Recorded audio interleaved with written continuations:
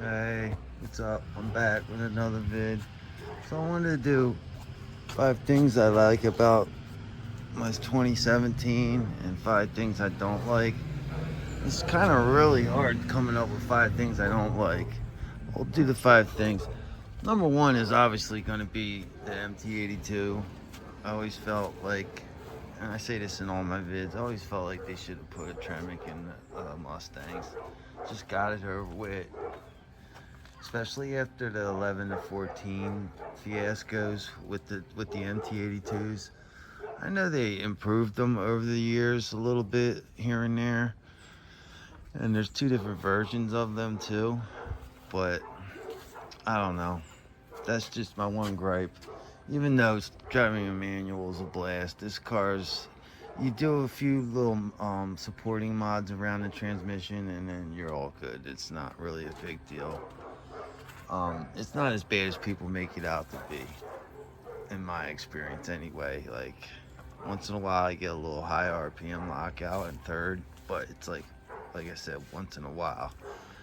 Maybe 1 out of 50 shifts it happens. But and sometimes I think it's the way I'm shifting even. So I don't know. Anyway, then the other one would be a better sound system. Even though you don't buy these cars to listen to the radio, you buy it to listen to the Coyote.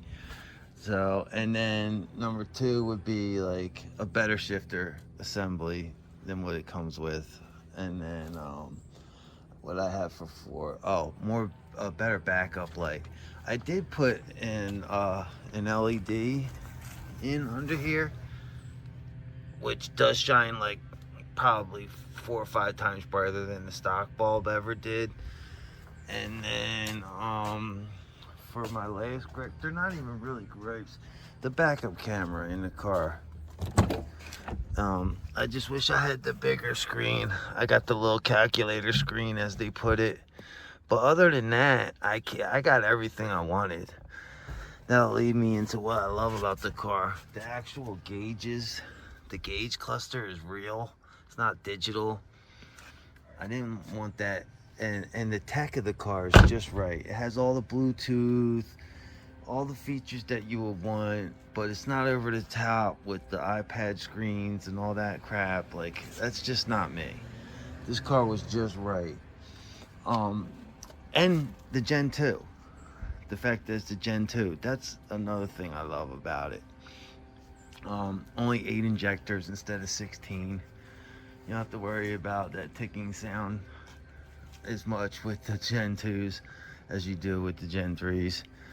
You hear a lot of injector tick. I've been around, I know guys who have the Gen 3s. I'm not knocking anybody's car, don't get me wrong.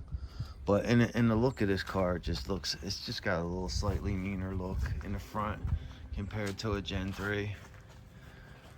It's the way it looks. And then the hood, I like better on this one versus the Gen 3. And then yeah, the color.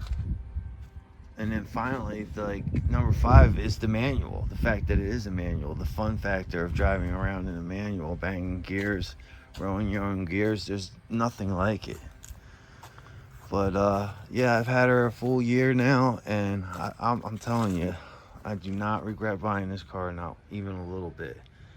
I've been asked a few times by like friends and people I meet, you wish you went and got a 24?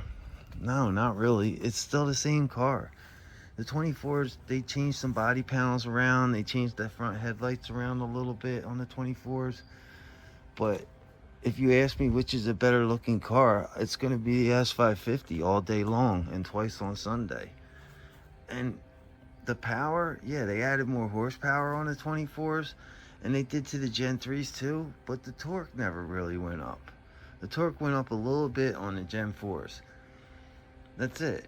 I mean, you don't really, you run a Gen 3 manual next to a Gen 2 manual, you're not going to notice a difference.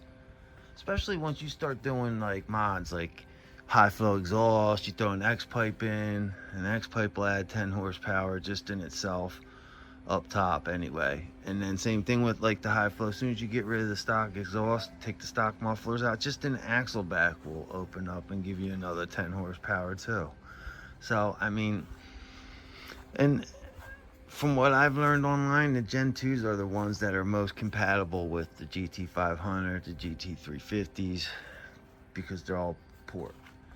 There's a reason why the GT500 is just port and doesn't have DI. There's a reason why the GT350 is port and doesn't have DI. They just want to make power. That's it. They weren't worried about emissions. They weren't worried about gas mileage. They just wanted to make power. Bam, done. Anyway, I'm gonna end it there, but that was my 5 likes and dislikes, and none of them, even my dislikes aren't really bad things, you know. The stopping power of this, I just love the side skirts, the way it came with side skirts. The front splitter is just right. It's not like over the top, like crazy with like, you know, double splitter, or the one that comes like on the GT350 or the GT500.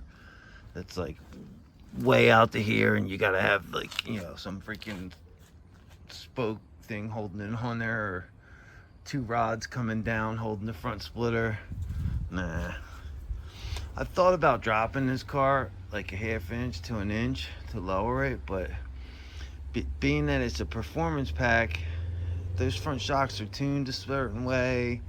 You start messing with it, and then all of a sudden the car doesn't handle as good. I am eventually probably going to lower it, but that's years and years from now down the road. But anyway, those are my 5 things I like and 5 things I don't like. Alright guys, take care.